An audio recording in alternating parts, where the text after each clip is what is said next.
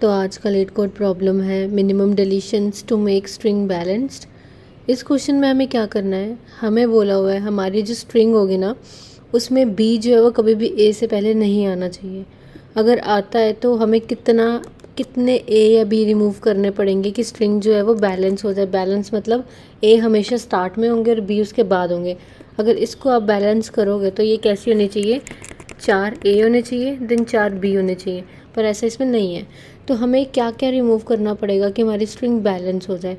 या तो हम ये सेकेंड इंडेक्स वाला बी रिमूव कर दें और ये ए रिमूव कर दें, तो हमारी स्ट्रिंग क्या बन जाएगी, ए बी बी बी। या तो हम क्या कर सकते हैं, ये वाला ए थर्ड इंडेक्स वाला और सेकेंड लास्ट वाला ए, इन दोनों को रिमूव कर सकते हैं, मतलब A B B B B. ये हमारी बैलेंस स्ट्रिंग बन जाएगी। हमारे पास दो ऑप्शन है, तो इसमें हमें क्या करना है, या तो ए रिमूव करना है या तो बी रिमूव करना है। बट हमें ऐसे रिमूव करना है कि हम जो रिमूव करेंगे वो मिनिमम होना चाहिए। ठीक है, जैसे यहाँ पे दो केसेस थे, दोनों में हमारे पास मिनिमम 2 ही आया है। तो हम क्या करेंगे, अपनी स्ट्रिंग पे आइटरेट करेंगे स्टार्ट से एंड तक, चेक करेंगे कि अगर हमारे पास कभी बी आता है तो हम काउंट कर लेंगे हमारे पास बी क्या आया, 1।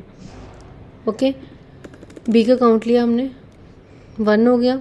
देन हमारे पास ए आया तो हम क्या करेंगे, ए का काउंट ले लेंगे, ए का काउंट क्या हो जाएगा, 1। ठीक है, बी के बाद देखना है हमें, उसके बाद क्या होगा, बी का काउंट क्या हो जाएगा, 2। बी का काउंट क्या हो गया, 3। बट हमारे पास ए का काउंट यहाँ पे क्या था, 1, और यहाँ पे क्या था, ए का काउंट 2, और बी का काउंट क्या हो जाएगा, 4। तो हमारे पास काउंट जो है वो मिनिमम किसका आ रहा है, ए का, तो हम ए को रिमूव करेंगे। ठीक है, तो अगर मैं इसको कोड करूँ तो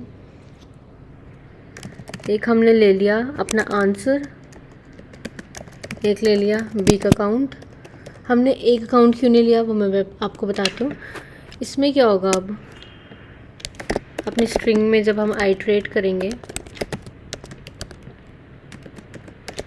अगर हमारा करेक्टर जो है वो कभी बी के इक्वल आता है तो हमारा काउंट बी को हम इंक्रीमेंट कर देंगे, एल्स हमारे आंसर क्या हो जाएगा, मिनिमम ऑफ आंसर प्लस 1 और काउंट बी।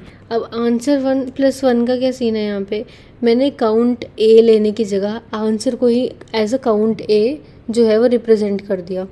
ठीक है, अब जब यहाँ पे हम बी को इंक्रीमेंट किया, उसके बाद ए पे जब हम आए तो मैंने आंसर को इंक्रीमेंट कर दिया। देखो मिनिमम तो हमें पता चल गया कि एक तो हमें रिमूव करना पड़ेगा, अब बी मिल गया है, जब ए मिल जाएगा इसका मतलब है कि उतना तो श्योर हो चुका है कि ये तो रिमूव करना पड़ेगा हमें। अब बी 1 हुआ, बी के बाद ए मिला है हमें, इसका मतलब हमारे पास कितना, एक बी तो है ही है जो हमें रिमूव करना है, तो हम आंसर को इंक्रीमेंट कर देंगे कि हमारे पास एक ए भी है।